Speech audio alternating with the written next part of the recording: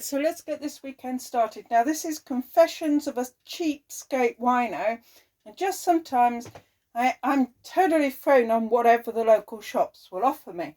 And so this was an amazing Merlot from California, which was a top tip by @GhostOfGoose5, and essentially it was a beautiful fruity wine with some really powerful American oak giving a massive vanilla. And then yesterday I went out to Spar locally and I found this amazing Malbec, the Letter Collection. And this is a wine of Chile, 13%. And so what I did was this afternoon, I blended those two together. So we've got a Merlot and a Malbec blend from North and South America. How about that? We've got these huge damson notes, and I'll tell you what, it's a fluke. It always is when you blend wines, but they have absolutely produced the most perfect red wine, foodie wine you could possibly imagine. And unfortunately, there's none of that one left, but I do have another bottle for another day. So I'm just going to wolf this one down, and I'm going to talk you through this one. Now, I went to a village store, which used to be called Johnson's in Sandhurst in Kent. And the beauty of it was it not only did local, eggs, ham, cheeses and so on, but local beers and even wines as well. So imagine my disappointment when I turned up today and it had turned into a Morrison's. However, there is a beer cave at the back, which is an amazing walk-in refrigerated area, and they still have the local beers, if not the local wines. So I picked up a couple of beers from the Rother Brewing Valley, including Hopper's Best, because Sandhurst was the principal area in Kent where the hoppers used to come every September and pick the hops for the beers, and a great many of those hops went to Guinness. Sandhurst is the next village to Bodiam. Sandhurst is in Kent, Bodiam is in Sussex, so it's a very sort of quixotic and enigmatic area, and it's very rural, and it's just absolutely lush, and it's a great place to go and buy cherries and so on. So I'm just going to finish this one off. So I didn't see any particularly local wines, but I just saw this one, and this has always been a long favourite of mine. It's the sort of thing you can occasionally pick up in a garage on the way to Wales or somewhere, but it is a fantastic one. And they do Shiraz, they do a blend, and then there's a Merlot. But I decided, I've had the Malbec and the Merlot this week, so I thought let's go for the Shiraz.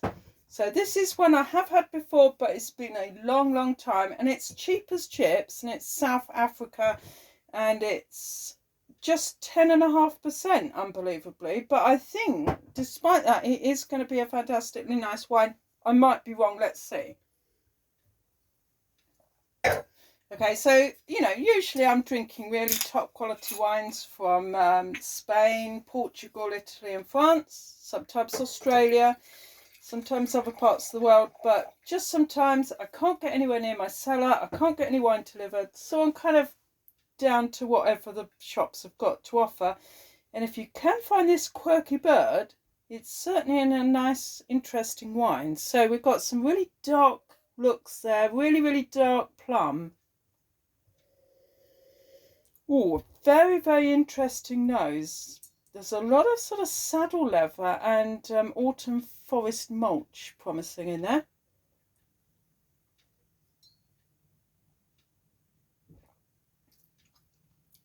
Have a good swig, but don't mouthwash. Just let the wine totally float around your mouth and then slowly down over the tongue, which is called the finish. And you might get a little catch at the back of your throat if the wine's got any power at all. Now, it's been some years since I had this Quirky bird, and I'm not sure if I've ever had the Shiraz, which is the most powerful of all the red grapes, because Shiraz has inside of it the same compound as you get in black pepper. It begins with R. I've forgotten what it is off the top of my head. But that's the reason why you so often get this black pepper kick in a Shiraz. But I have to say today, it tastes a lot more like and smells a lot more like water buffalo poo than Shiraz. Okay, so not to worry, it was £6.49. It's no skin off my nose. You know, I haven't lost anything, but I wouldn't say go out and buy this one. Try the Quirky Bird, but maybe try the Merlot. It's a perfectly drinkable wine. It's just not very interesting as a Shiraz. So what I'm going to do is I'm going to take this chili Malbec and we're just blend it like this. And, you know, never be afraid of throwing a few wines together, because who knows, you might end up with the ultimate blend. I mean, those two were amazing together. So here we have Chile meets South Africa.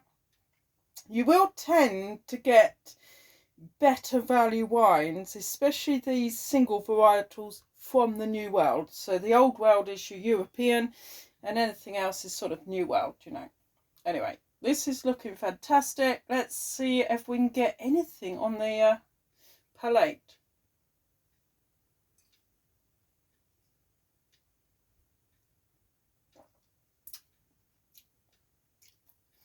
Not bad, but not even going where that one was. That was a totally quality wine from Aldi. It's a Jacktone Merlot.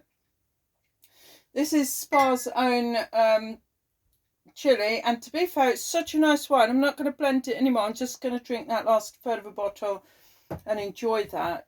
This one, I'll probably throw everything else that I've got that's kind of almost dead into it and hope for the best. To be fair, I think for once, you know, I've really bombed on that one, but it's only £6.49, you know, it's not the end of the world. But yeah, these two were absolutely brilliant. That's the Jacktone Merlot from Aldi and Spar's own Malbec Chile.